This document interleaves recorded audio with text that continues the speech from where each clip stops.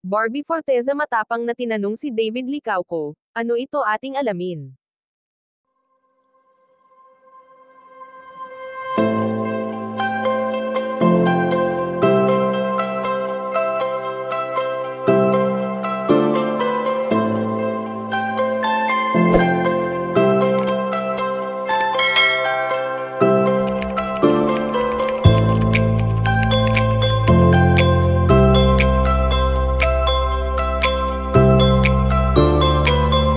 Sa patuloy na pag-ingay ng tambalang barda sa mundo ng showbiz maging sa buong social media ay talaga namang sobra itong na-appreciate ng dalawang magkatambal, dahil sa init na pinaparamdam sa kanila ng mga netizens.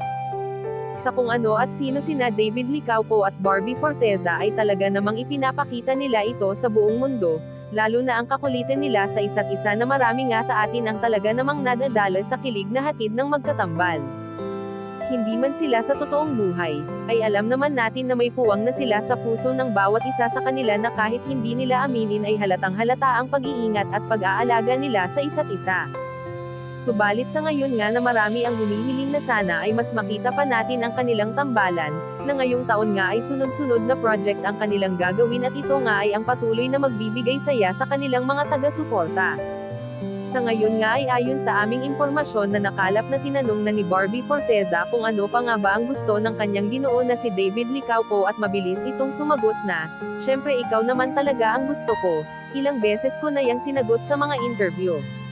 Ang pag-amin na ito nga ay labis na nagbigay kilig sa dalaga lalong-lalo na sa mga taong totoong nagmamahal sa kanilang tambalan na binuo. Kayo mga kachika, anong masasabi nyo dito? Please leave the comment and don't forget to subscribe.